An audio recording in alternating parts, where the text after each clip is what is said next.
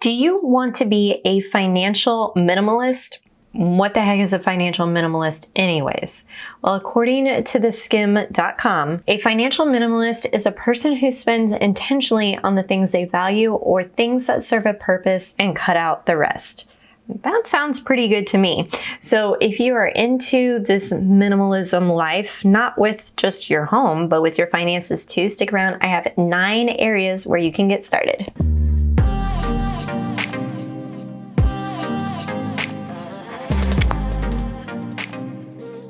Hey, what's up guys? It's Justine with Debt Free Millennials, the channel to help you crush your debt and live payment free. This video is being sponsored by Capitalize. Capitalize can help you roll over your old 401k into a new IRA, but more on that later.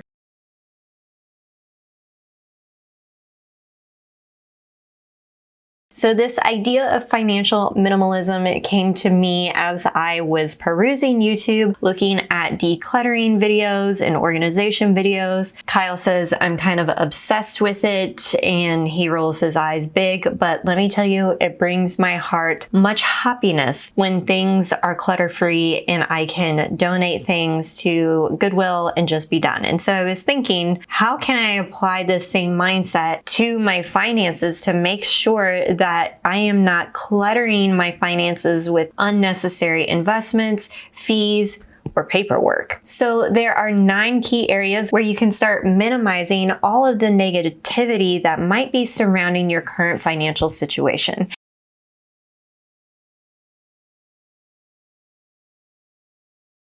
The first area that I think a lot of you will think of when it comes to financial minimalism is debt. This is definitely the area that I addressed first when it came to financial minimalism for my life. Now, I addressed my debt right after college. So as soon as I got my student loan notification in the mail, 6 months after graduation, I was like, oh crap, I need to come up with a plan. How the heck am I going to pay this off? So I really committed to just focusing in on that area. How quickly can I get rid of this debt so that I can simplify my life, so that I can live in a high-rise apartment, that I can go out for sushi and cocktails and not feel bad about it. And also save for other important things like buying a new car, going on vacation, all of these things that really were important to me that I knew debt would hold me back from. So a great way to start this debt minimalism is to list out all of your debts in one place.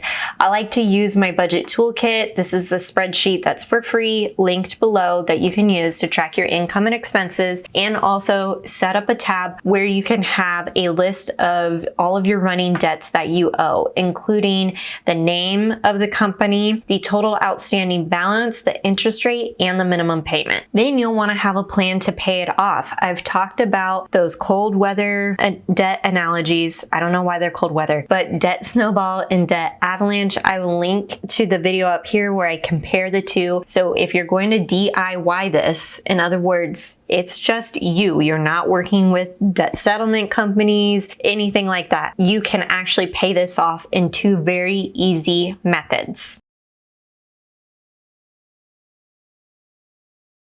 Next are subscriptions. This is another area where you can minimize. So take a look at all of your subscriptions. Take a look at which ones are on auto renewal. Which ones do you love the most? Which ones do you use the most? Now, this one actually got Kyle and I twice, but we had our masterclass subscription on auto renewal when we had full intention on getting rid of that subscription altogether. Then we saw the $180 annual subscription hit our credit card account. We're like, oh yeah, we forgot to delete that. So it's a good way to go back into all of your subscriptions, take a look at what you have. There are certain apps out there that can help you do this, but take a look and figure out which ones you use the most often, which ones you love, and which ones you can cut out. Next area is your investments. When it comes to your retirement, do you have a good blend of tax advantage and tax deferred accounts? Meaning you might have a 401k in which you can contribute pre-tax dollars, and do you also have a Roth IRA where you can contribute after tax dollars, and then when you go to withdraw money from that account during retirement, those withdrawals are tax-free. I think it's a great way to have a blend of both. And also, speaking of retirement, if you have any old 401ks floating around, you want to make sure that that money is going with you and that money is benefiting you the most by being in the right and appropriate investment account. Let me tell you how Capitalize can help you roll over that old 401k. 401k rollovers historically have been tedious and intimidating. To say that the process is complicated is an understatement. Think about all the things that you have to do. You have to contact your old provider, sometimes contact the old employer, fill out complicated forms, sometimes even mail a paper check. It's a mess. That's where Capitalize comes in.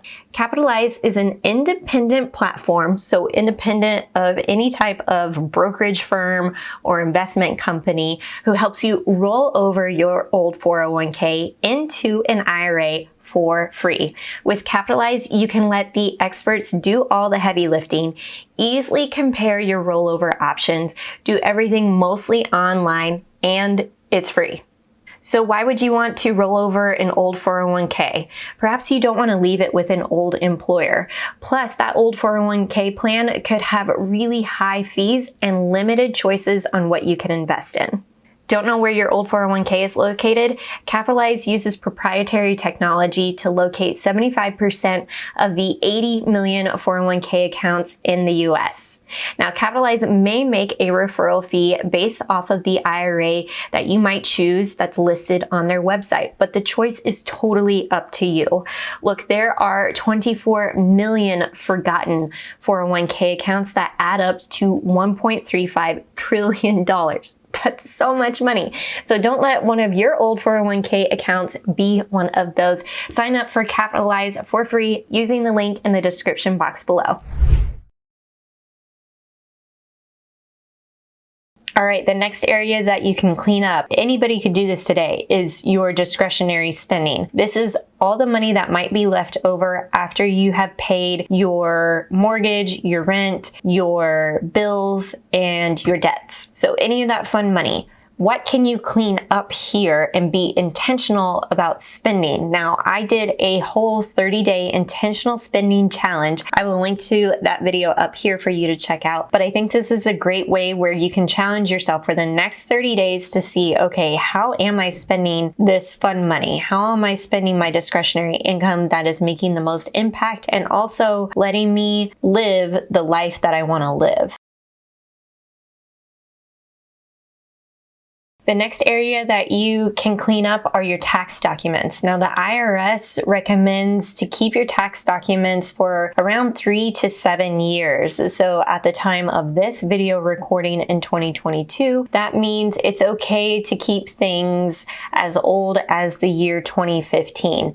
Anything older than the year 2015 at the time of this recording is pretty much safe to shred and get rid of while also protecting your privacy and your account information. Just reading this from the IRS, if you want to hold on to those paper documents, by all means. But if we're talking about minimalism, another way that you could do this, and the idea that I got from the LA Minimalist, is that you can take pictures, and I think there are apps for this, where you can take pictures of physical documents on your phone and have them uploaded as a PDF into a cloud. So you can have that digitized. I think this is a great way to just make sure like you're not accumulating more file folders of paperwork that's just sitting there.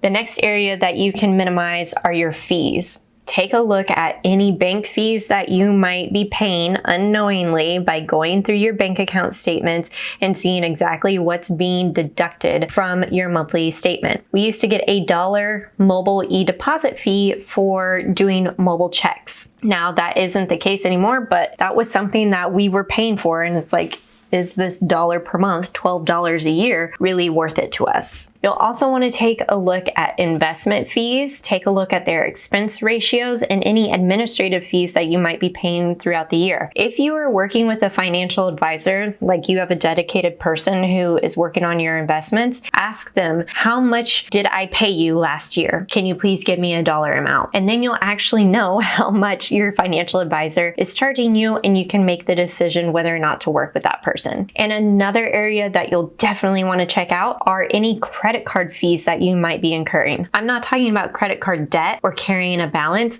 I'm talking about the fee to actually have the card. So this is something that I would like to clean up too, because I have a Southwest Rapid Rewards business card, and I thought my intent was that I would use it a lot to rack up points so that I could travel and get free trips through my business. Well, the pandemic happened, and the truth is I really do not travel for my business at all. I really only travel just once a year, maybe twice a year, and I don't think that's enough to justify the rewards program that I am enrolled in with Southwest. And also there is a $70 annual fee for this credit card. And so I'm like, maybe it's time to look for a credit card that doesn't charge an annual fee and a credit card that I can get more out of. Next are your financial accounts. Your financial accounts, a great way to minimize and get started in this section is to consolidate any bank accounts, any multiple bank accounts that you might have. This is a great one to address if you are newly married or about to get married, talking about consolidating your bank accounts into one with your partner. Also, an area that I need to work on here are your health savings accounts.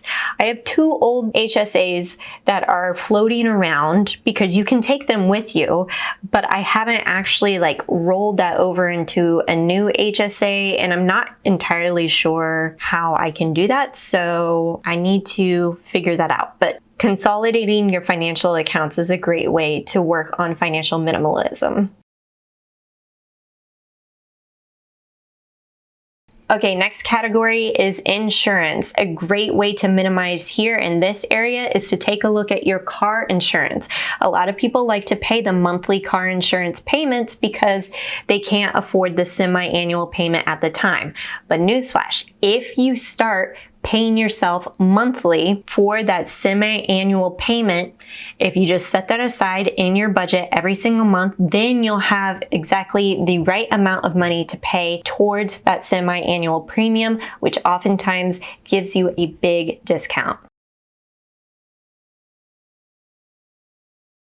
And the last area that you can focus on are credit cards. Which credit cards do you use the most? Which one it has been open the longest? Which ones have a balance? Those are definitely ones that you need to address first. And which ones have annual fees? Which ones are no longer serving you? I do recommend, if you have the oldest card still active, I would recommend keeping that active to help boost your credit score, just as long as it's paid off in full back to a $0 balance every single month. Be sure to check out Capitalize if you haven't done so already to help you roll over your old 401k. I will link to them in the description box below, and I'll catch you in the next one.